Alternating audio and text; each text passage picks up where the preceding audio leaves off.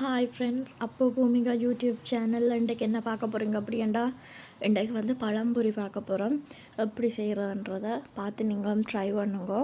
முதல்ல வந்து மா எடுத்துக்கொள்ளுங்க. நார்மலாக கூப்பன் மா, வெள்ளை மா, கோதுமை மா எடுத்துக்கொள்ளுங்க. ஒரு 3-4 கரண்டி.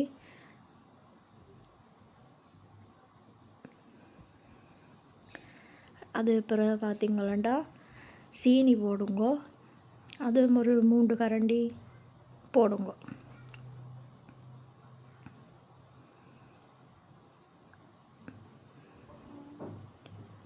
போட்ட பிறகு கொஞ்சமாக ஒரு உப்பு சுவைக்காண்டி ஒரு கொஞ்சோண்டு உப்பு போடுங்க.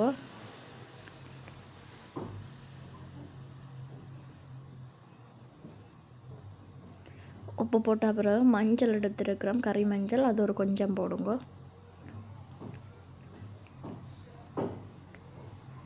போட்ட பிறகு வந்து தண்ணி கலந்து இப்போ வந்து அந்த பஜ்ஜி மாவு குழைக்கிற பதத்துக்கு வந்து குழைக்க போகிறோம். இப்போ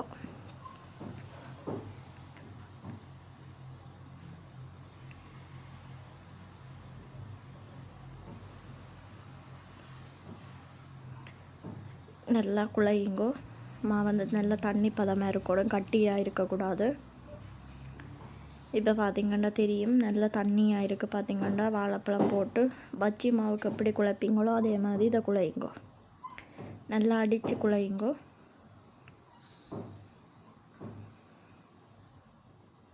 இப்போ வந்து மாவு வந்து ரெடி ஆகிட்டுது. இனி வந்து சட்டி காய விட்டுட்டு எண்ணெய் விடுங்கோ.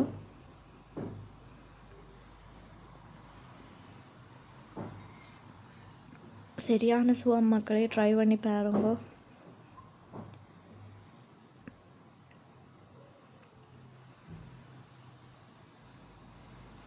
வாழைப்பழம் வந்து இப்படி வெட்டி வச்சுருக்கிறோமெண்டு பாருங்க. அதில் இப்போ வந்து சட்டி வந்து ஹீட் ஆகிட்டுது. எண்ணெயை ஊற்றுவோம்.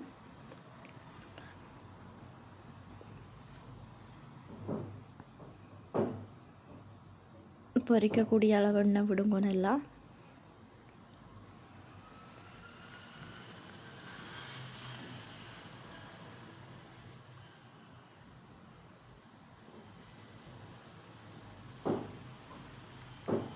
இப்போ வந்து மாவு வந்து ரெடி ஆகிட்டுது. இதுக்கு வந்து வாழைப்பழத்தை துவச்செடுப்போம். இப்போது நல்ல கனிஞ்ச பழமாகவும் இருக்கக்கூடாது, ஆகை தண்டின பழமாகவும் இருக்கக்கூடாது. பார்த்தா தெரியும் உங்களுக்கு எப்படி இருக்குண்டு. இப்போ வந்து போட்டு பொரிப்போம்.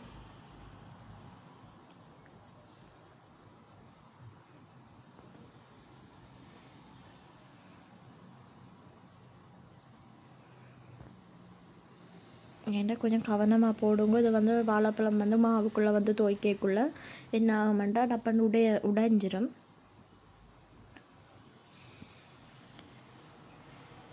இப்போ வந்து பொரிஞ்சிட்டு கொஞ்சம்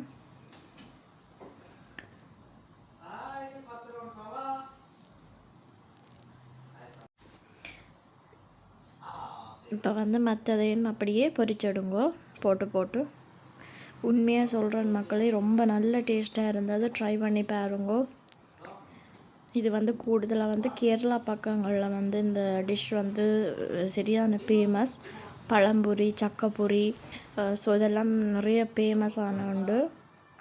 ஸோ இதை ட்ரை பண்ணி பாருங்க. பொரிச்சா பிறகு இப்படி இருக்கும். சரியான நல்ல டேஸ்ட்டாக இருந்தது மக்களே. ஸோ ட்ரை பண்ணி பாருங்க. சப்ஸ்கிரைப் பண்ணுங்க.